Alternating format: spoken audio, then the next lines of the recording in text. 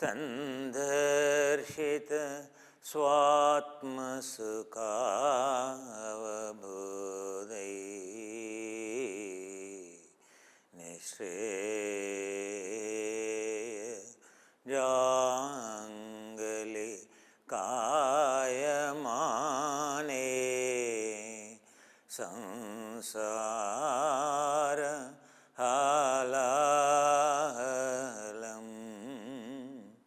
దావానలం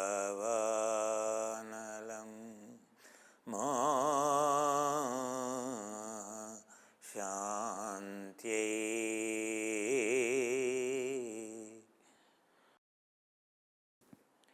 ఆ శ్రీశైల పర్వతాల్లో ఆ శంకరాచార్యుల వారు ధ్యానం చేసినప్పుడు ఆ గుహల్లో 40 శ్లోకాలతో కూడినటువంటి యోగ తారావళి అనేటువంటి ఒక పుస్తకం రాశాడు.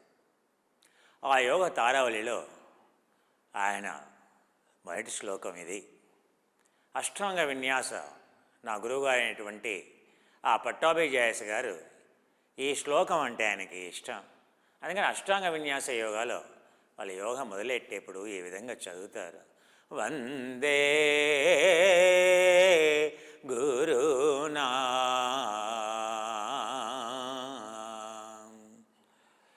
ఆ గురువులందరికీ చరణారవిందే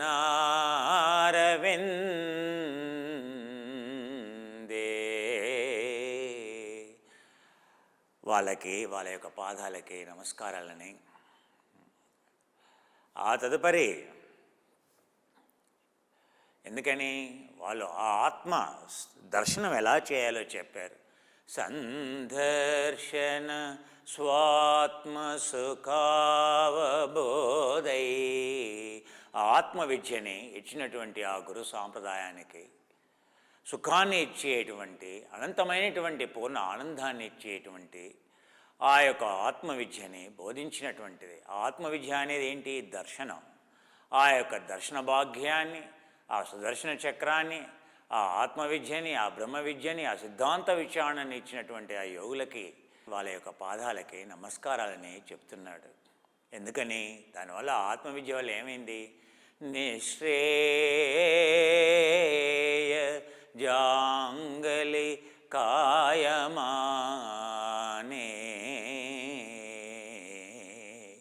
ఈ జంగ్లీ మనసు అవునా, ఈ యొక్క పశువు లాంటి ఈ యొక్క మనిషి ఒక మానవత్వంతో కూడినటువంటి మానవమూర్తిగా మారేడని అర్థం. నిశ్రేయ ఈ యొక్క దేహం అనేది ఒక జంతువుకే గనక ఆశ్రయం అయితే దానివల్ల నీకు దుఃఖం, వేరే వాళ్ళకి దుఃఖం.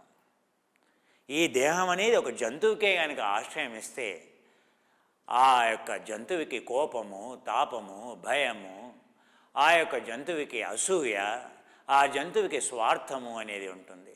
కేవలం మానవ రూపంలో ఉన్నాడు కానీ అతని యొక్క గుణమంతా జంతు స్వభావాన్ని కలిగి ఉన్నటువంటి వాడు. ఆ యొక్క దాని ఆశ్రయాన్ని నిశ్రేయంగా మార్చటాన్ని, ఆ యొక్క జంతు స్వభావాన్ని పూర్తిగా తొలగించి మానవత్వంతో కూడినటువంటి, మానవమూర్తితో కూడినటువంటి, ఒక గొప్ప గుణాలతో కూడినటువంటి, ఒక మంచి గుణాలతో కూడినటువంటి, కుశలమైనటువంటి చిత్తాలతో, సచ్చితానంద సత్ చిత్తంతో, అసత్తు చిత్తాన్ని తీసివేసి సత్తు శుద్ధమైనటువంటి చిత్తంతో నిండినటువంటి ఒక మనిషి. ఈ యొక్క దేహం అనేది ఒక స్వర్గానికి, ఒక దేవాలయానికి ఒక ప్రతిరూపంగా మారిపోయిందని అర్థం. నిశ్రేయ జాంగలి కాయమానే సంసార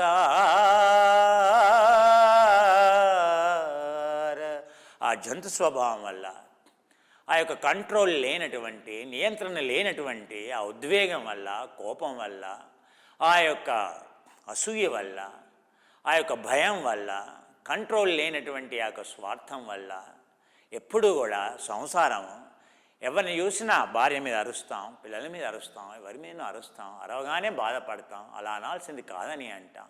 అలా అలవాటు అయిపోయింది. ఆ వర్గాల మీద కంట్రోల్ లేకుండా పోయింది. అవును, అందుకే సంసారం ఏమైంది? సంసార హాలాహలం దావా నలం మండిపోతుంది, అనుక్షణం మంటనే. అవునా? ఎవరిని చూసినా మనం అంటేనే భయం, మనకు ఎవరిని చూసినా వాడిని చూస్తేనే రియాక్షన్లు, బాసుని చూస్తేనే రియాక్షన్లు, ఇంట్లో పిల్లల్ని చూస్తేనే రియాక్షన్లు. ఆనందం ఎక్కడ పోయిందయ్యా? ఇంటికి రావాలంటేనే భయం. అవునా? భార్యను చూడాలంటేనే భయం, భార్యకు నేను చూడాలంటేనే భయం, నీకు భార్యను చూడాలంటేనే భయం, పిల్లల్ని చూడాలంటేనే భయం, పిల్లలకి ఏమవుతుందో అనే భయం. ఏంటయ్యా సంసారం? సంసార హాలాహలం దావానలం మోహ శాంత్యై.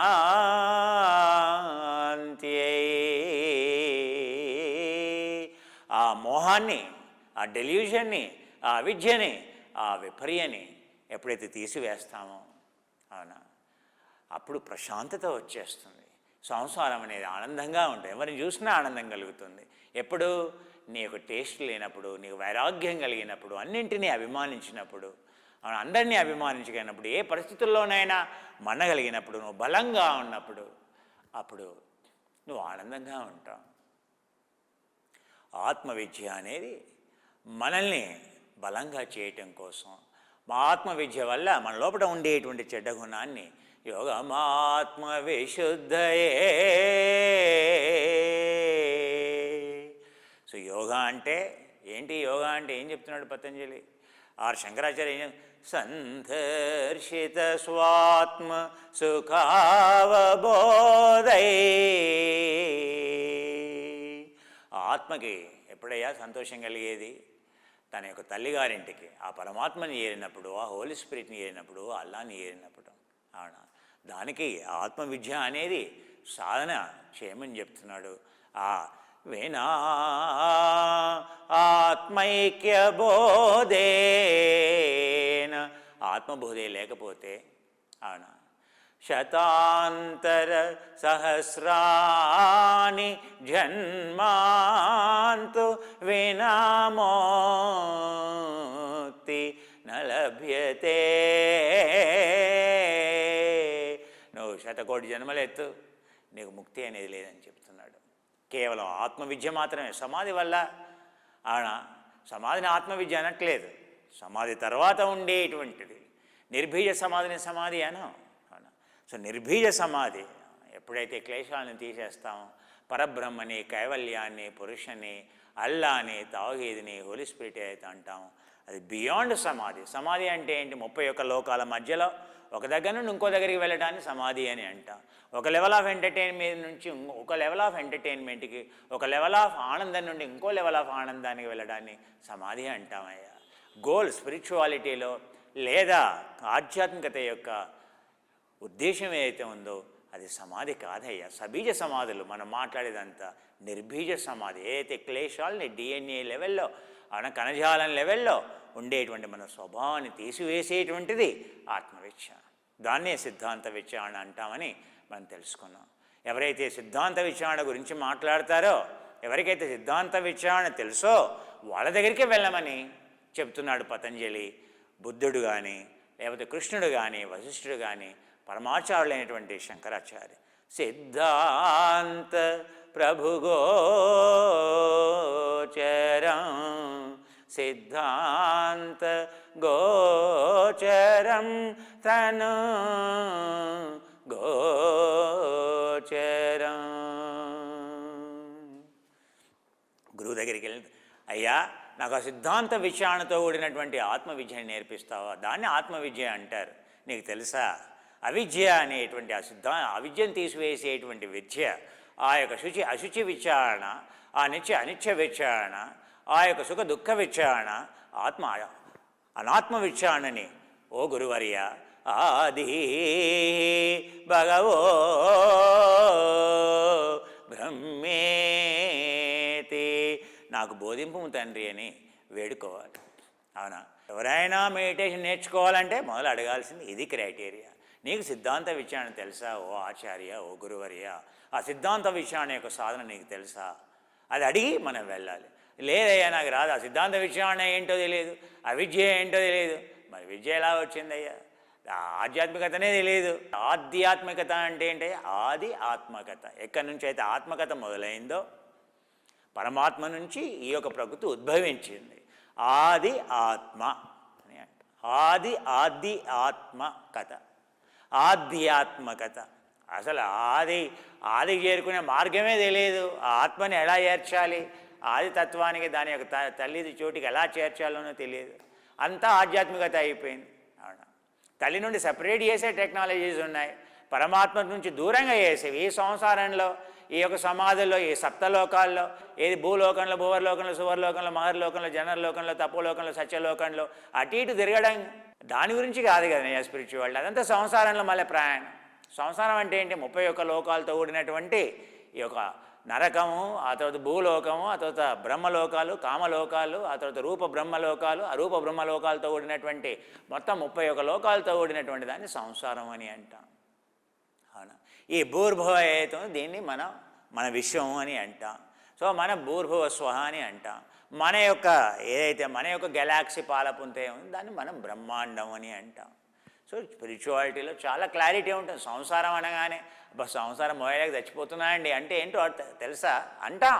సంసారం మోయలేక చచ్చిపోతున్నాయండి అంటే నువ్వేం చెప్తున్నావంటే, అబ్బా ఈ పుట్టటము గిట్టటం పునరభిజనం అబ్బా పుట్టి ఆ గర్భంలో పుట్టి నాకు విసుగొచ్చేసింది. ఆ మురికి కొంపలో పుట్టి గర్భస్థ ఉపనిషత్తు అని ఒకటి ఉంటుందయ్యా, వినవయ్యా, ఒకసారి చదువు. గర్భస్థ ఉపనిషత్తు చదివితే అసలు ఒక స్త్రీ ఏ విధంగా గర్భం ధరిస్తోంది, ఆ యొక్క గర్భం ఎలా ధరిస్తోంది, ఆ గర్భంలో పురుష కణం, ఆ తర్వాత స్త్రీ యొక్క అండం, ఆ తర్వాత వీర్య కణం, ఆ తర్వాత స్త్రీ యొక్క అండం ఎలా కలుస్తుంది, అది ఎలా ఫామ్ అయింది, ఏకకణంగా ఎలా ఫామ్ అయింది, అది ఎలా డెవలప్ అవుతుంది, మొదటి రోజు ఎలా ఉంది, రెండో రోజు ఎలా ఉంది, మొదటి వారంలో ఎలా ఉంది, రెండో వారంలో ఎలా ఉంది, మూడో వారంలో. ప్రతి గర్భిణీ స్త్రీ చదవాల్సినటువంటి పుస్తకం ఉపనిషత్తు ఏంటంటే కేవలం ఒకే ఒక ఉపనిషత్తు. ఏది గర్భిణీ స్త్రీ చదవాల్సింది ఏంటయ్యా? అది గర్భోపనిషత్తు. అది కూడా సంస్కారం లేకుండా సీమంతాలు చేసుకుంటారు, సంస్కారం చేసుకుంటారు, కానీ అసలు ఏ ఉపనిషత్తు చదవాలో కూడా తెలియనటువంటి పరిస్థితి అయ్యా నాయన. అసలు అదొక ఉపనిషత్తు ఉందనేటువంటి విషయం కూడా చాలామంది తెలియదు. సో పాశ్చాత్య దేశాల్లో ప్రతి గర్భిణీ స్త్రీ యోగా చేస్తుంది. ప్రతి గర్భిణీ స్త్రీ యోగా చేస్తుంది. అది కూడా ఏ యోగా?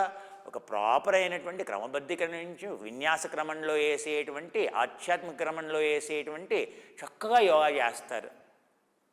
భారతదేశంలో ఇప్పుడు కూడా ఈ గర్భిణీ స్త్రీలు వేసే యోగా హైదరాబాద్లో అక్కడిక్కడ చెప్పేది అది యోగానే కాదు, అది ప్రాపర్ యోగానే కాదు. అసలు గర్భిణీ స్త్రీలు చేయాల్సినటువంటి యోగా చక్కగా దానికి ఒక మార్గం ఉంది. ఆ యోగ రహస్యంలో యోగ రహస్య రాసినటువంటి కృష్ణమాచార్యుల వారు అద్భుతంగా రాస్తారు ఆ గర్భిణీ స్త్రీలు ఏ ఆసనాలు చేయొచ్చు అని. అవునా? సో గర్భాన్ని ధరించినటువంటి ఆసనాలు ఏంటి, గర్భిణీ స్త్రీలు చేయాల్సినటువంటి ఆసనాలు ఏంటి? మీరు ఇలా ఈ ప్రోగ్రాం చూస్తూ ఉంటే ఏదో ఒక రోజు మనకు ఆలోచన వస్తుంది, చెబుతాం. అందరూ గర్భిణీ స్త్రీలు కాదు కదండి, అందుకని అందరికీ అవసరం పడేది మొదలు డిస్కస్ చేద్దాం. ఆ తర్వాత గర్భిణీ స్త్రీల గురించి సపరేట్గా యోగా చెబుతామండి, అన్నీ నేర్చుకుందాం.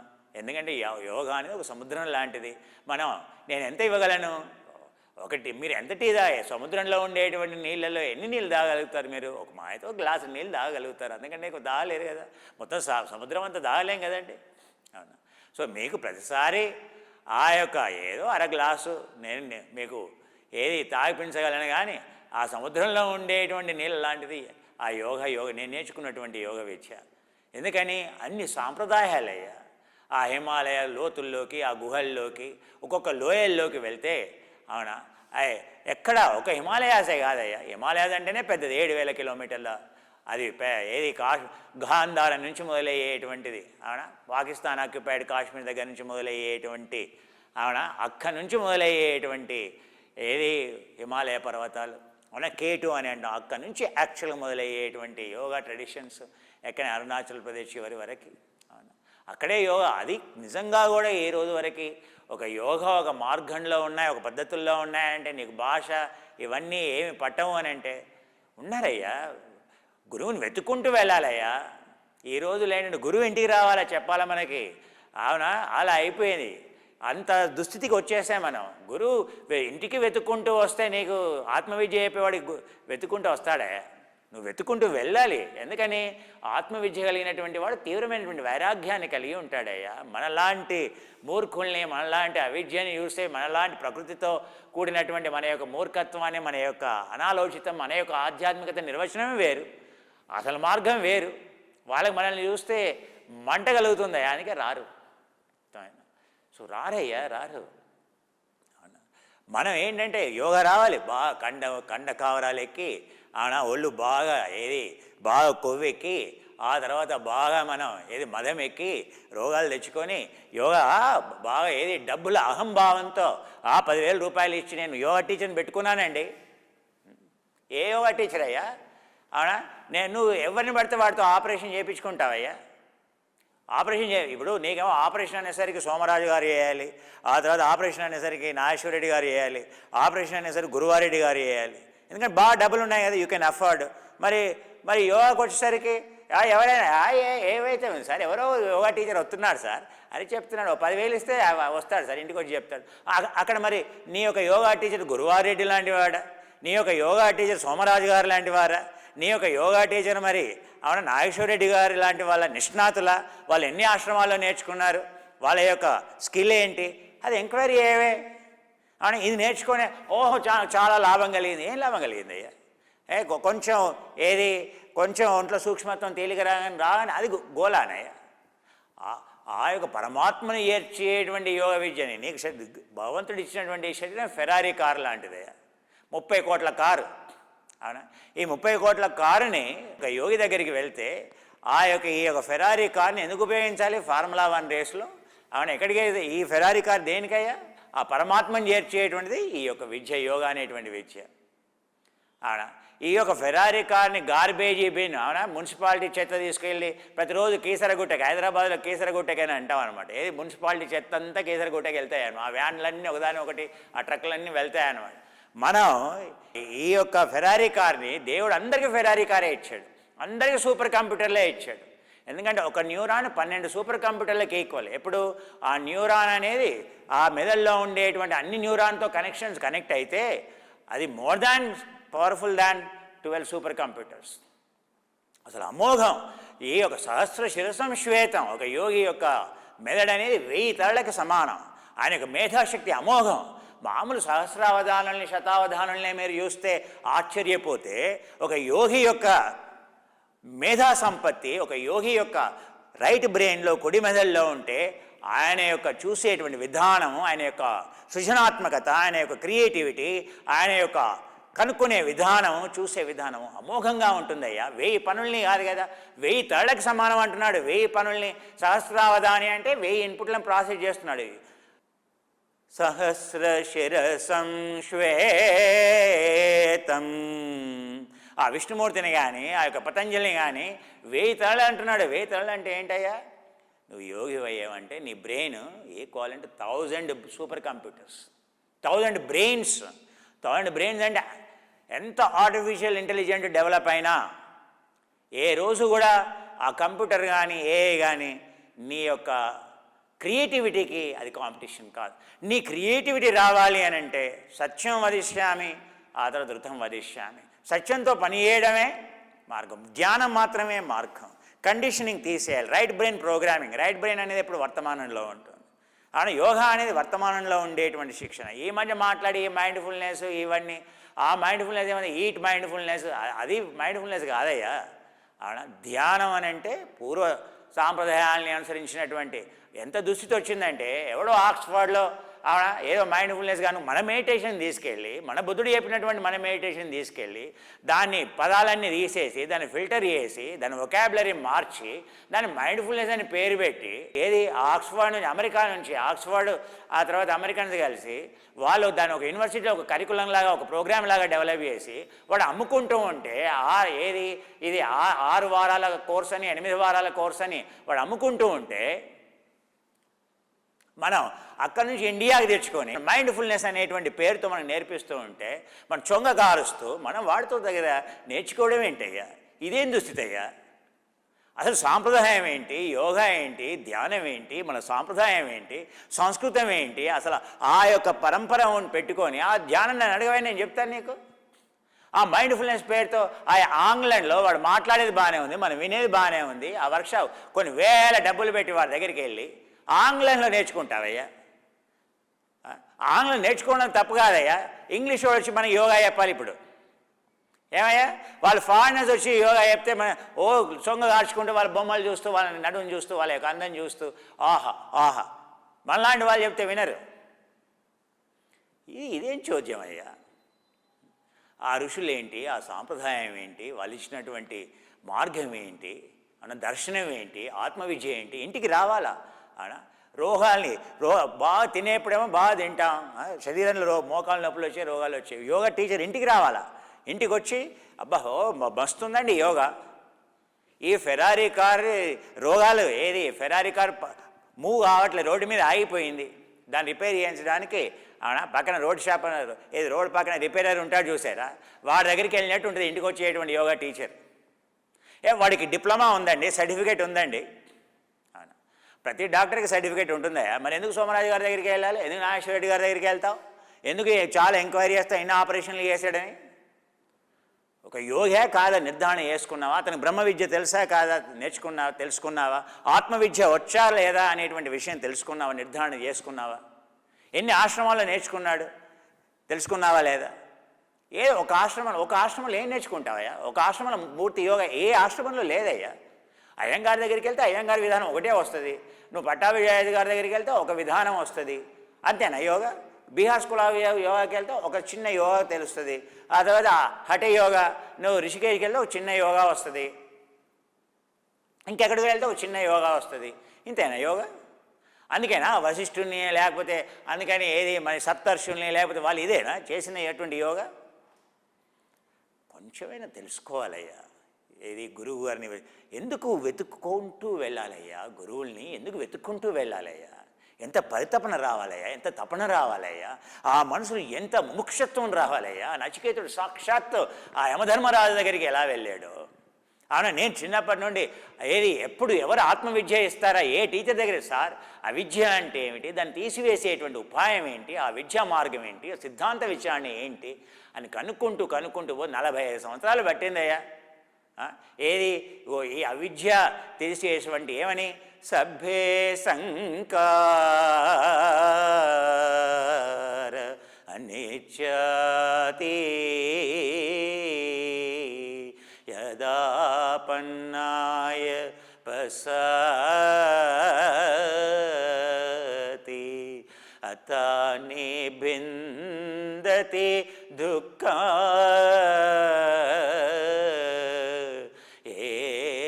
సమఘో విశుద్ధియ యోగమాత్మ విశుద్ధయే అని చెప్తున్నాడు.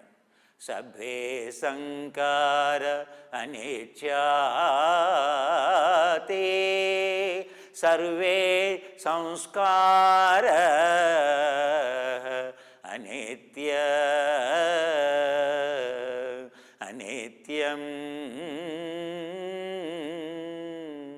అత నిబిందతి దుఃఖం. ఆ కర్మ, ఆ సంస్కారాలు, ఆ రియాక్షన్లు, మన రోజు ఉదయం నుంచి సాయంత్రం వరకు రియాక్షన్లేనే, ఆ రియాక్షన్లే మన దుఃఖానికి కారణం. ఏ రియాక్షన్ అయినా కూడా అనిత్య స్వభావం, అనిత్య స్వభావం చెప్తున్నాడయ్యా. అనిత్య విచారణ ఏంటి, దాన్ని ఎలా సాధన చేయాలో చెప్తున్నాడు. Today we use our eyes a lot. We have eye nutrition called. It really helps. Drishti, vision enhancing, astaxanthine tool. It has taurine tool, leucine tool. It has lutein tool, zeaxanthine tool, the best of the xanthines. No one can give those quantity, that purity, that much of concentration.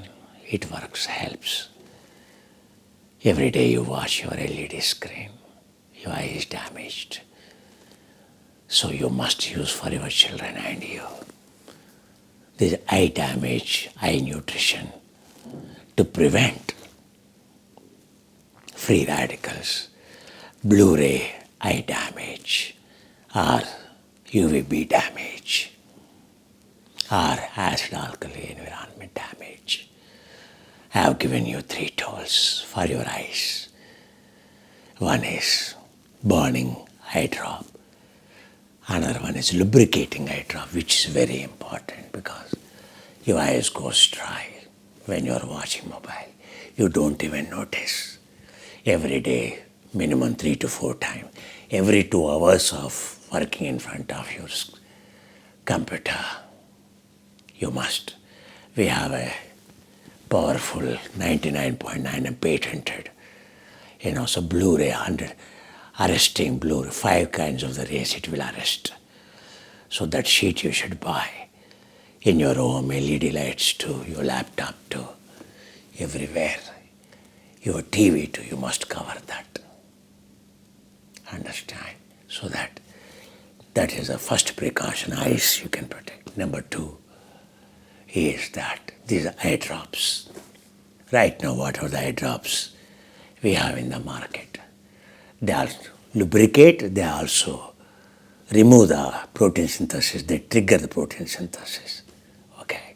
But if you have more eye damage, there is burning, literally it burns, so they will be helpful to repair if the damage is more. But sugar there are a lot of other things you have to take care if you want to restore your eye. Suppose blood sugar is high, and one side your blood sugar is high, one side it won't help. Especially blood sugar is of one which damages the eye, smallest capillaries, rod cells and cone cells. Sugar is a culprit, let me tell you. More than even a fat. Understand? Because eyes need constant fuel. So carbs is fuel. But when blood glucose exceeds, just as I told you, it becomes like a blade. It just blocks your vision. The entire glaucoma, etc. today are macular degeneration just because of this.